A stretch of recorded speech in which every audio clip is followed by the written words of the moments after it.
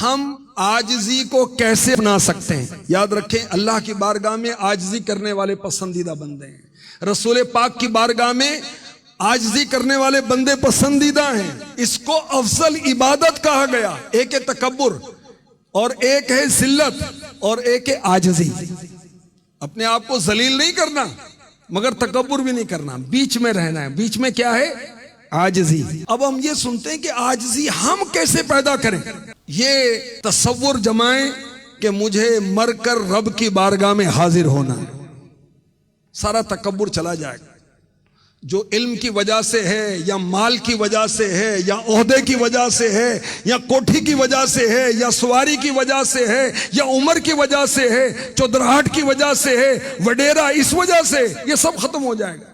موت کو یاد کریں، رب کی بارگاہ میں پیشی کو یاد کریں، اللہ کی بارگاہ میں دعا کریں کہ یا اللہ میرا تکبر دور کر، مجھے عاجزی عطا فرما دے۔ ایک طریقہ یہ بھی ہے۔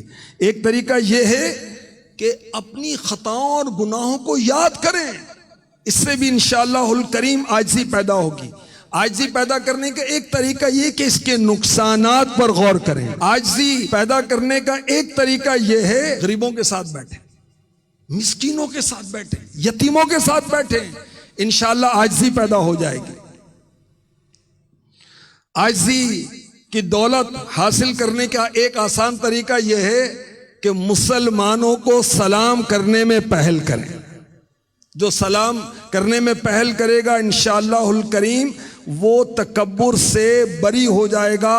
میرے نبی کی سنت سلام میں پہل کرنا، اور الحمدللہ امیر اہل سنت بھی اس ادا کو ادا کرتے ہیں۔ ایک مدنی اسلامی پہ کہتے ہیں میں نے بڑی کوشش کی کہ امیر اہل سنت کو سلام میں پہل کروں، مگر ہر بار امیر اہل سنت ہی پہلے سلام فرما دیتے۔ پھلدار درخت جھکا ہوتا ہے نا، پھل ہو تو ہم میں ذرا جھکاؤ پیدا ہو نا۔ ایک اور طریقہ عاجزی پیدا کرنے کا، اپنا سامان خود اٹھایا کریں، گھر کا سامان، دیگر سامان، اس سے بھی عاجزی پیدا ہوتی۔ سادہ لباس پہنے، غریبوں کی صحبت میں بیٹھیں، اس سے بھی عاجزی پیدا ہوتی ہے۔ اللہ کی راہ میں جو صدقہ دیتا ہے، میرے نبی نے فرمایا اللہ اس کا تکبر دور کر دیتا ہے۔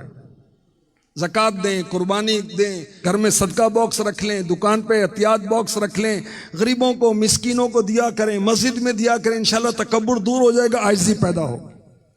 عاجزی پیدا کرنے کا ایک اور طریقہ، حق بات کو مان لیا کریں، چاہے وہ مرتبے میں کم ہے، عمر میں کم ہے، اگر اس کی بات سچی ہے تو مان لیں، ٹھیک ہے۔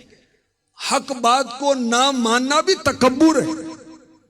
تو جو بات صحیح ہے وہ مان لے، چاہے وہ طالب علم نے کہی، چاہے مرید نے کہی، کسی نے کہی۔ بھائی اپنی غلطی ماننے کی عادت بنائیں۔ ہم معصوم تو نہیں ہے نا، فرشتے تو نہیں ہے نا، انسان ہے، خطا ہو جاتی ہے، ہو گئی غلطی، تو باپ ہے، ہو گئی غلطی، اولاد سے معافی مانگ لے، کیا رج۔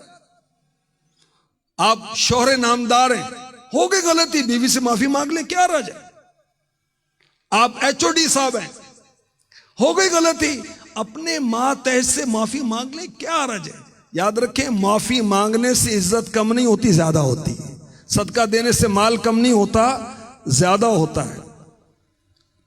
نمایاں حیثیت کے اگر طالب نہ بنے تو یہ بھی عاجزی پیدا کرنے کا طریقہ ہے۔ گھر کے کام کاج کریں، یہ بھی عاجزی پیدا کرنے کا طریقہ ہے۔ میرے نبی اپنے کپڑے مبارک خود سی لیا کرتے تھے۔ میرے نبی صلی اللہ علیہ وسلم اپنے مبارک نعلین یعنی جوتے مبارک خود گانٹھ لیتے تھے۔ گھر کے کام کاج کریں، اس سے بھی انشاءاللہ الکریم ہماری طبیعت میں عاجزی آئے گی۔ ملاقات کے لیے جایا کریں، اس سے بھی عاجزی پیدا ہوتی ہے۔ غریبوں کے ہاں جائیں، ان کی دعوت بھی قبول کریں، اس طرح بھی عاجزی پیدا ہوگی۔ سادہ لباس پہنیں، سنت کے مطابق لباس پہنیں، اس سے بھی انشاءاللہ الکریم تکبر دور ہوگا، عاجزی پیدا ہوگی۔